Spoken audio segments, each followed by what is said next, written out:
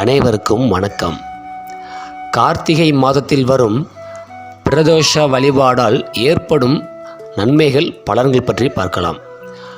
கார்த்திகை மாதத்தில் வரும் பிரதோஷம் சிவபெருமானுக்கு உகந்த தினம் ஆகையினாலே இந்நாளில் வரும் பிரதோஷத்தில் சிவ வழிபாடு செய்வது மிகவும் சிறப்புடையதாகும். அன்று மாலை சிவாலயங்களுக்கு சென்று சிவபெருமானை கண்டு வணங்கி அவரின் நல்லருளை பெறுவதன் மூலம் வாழ்வில் நம் கஷ்டங்களை எளிதில் வெல்லலாம். பிரதோஷ நாட்களில் காலையில் பெண்கள் வீட்டில் விளக்கேற்றி விரதத்தை தொடங்கலாம்.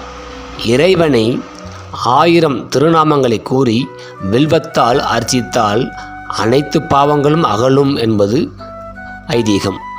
மணப்பேறு, மகப்பேறு, வாக்கு, கல்வி, செல்வம் அனைத்தும் கிட்டும். நோய் நீங்கும். அகால மரணம், பயமின்மை என எல்லா நற்பலன்களையும் இந்த பிரதோஷத்தினால் பிரதோஷ வழிபாட்டால் நமக்கு நன்மைகள் இருக்கின்றது. பிரதோஷ வழிபாடு குறித்து பல்வேறு சம்பவங்களில் முக்கியமானது இறைவன் விஷம் உண்ட நிகழ்வு. நன்மைகளையும் இன்பங்களையும் வேண்டி பார்க்கடலை தேவர்கள் கடைந்தனர். அப்போது ஆழகால விஷம் வெளிப்பட்டது. தேவர்கள் அலறி ஓடினார்கள். அப்போது ஈசன் வெளிப்பட்டு அந்த ஆழகாலத்தை உண்டார்.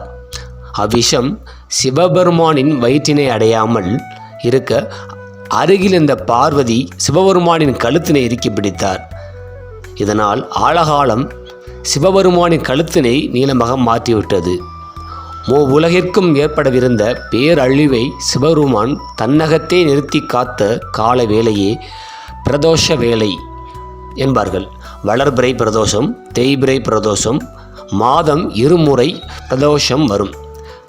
திரியோதசி திதியில் சூரிய மறைவிற்கு முன்னே 3.25 நாழிகையும் மறைந்தற்கப்பால் 3.25 நாழிகையும் ஆக 7.5 நாழிகை காலத்தின் பிரதோஷ காலம் எனப்படும்.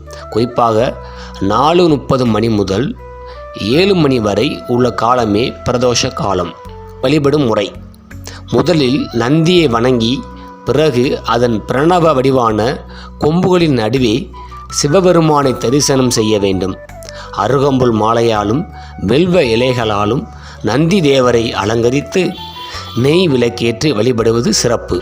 அரிசி வெல்லம் கலந்த காப்பரிசியை நந்தி தேவருக்கு நைவேத்தியம் செய்ய வேண்டும். பிரதோஷ காலத்தில் மேற்குறிப்பிட்ட முறைப்படி தரிசனம் செய்வது கடன், வியாதி, அகால மரணம், வறுமை, பாவம், மனத்துயரம் முதலியவற்றை நீக்கும் முக்தி கிடைக்கும்.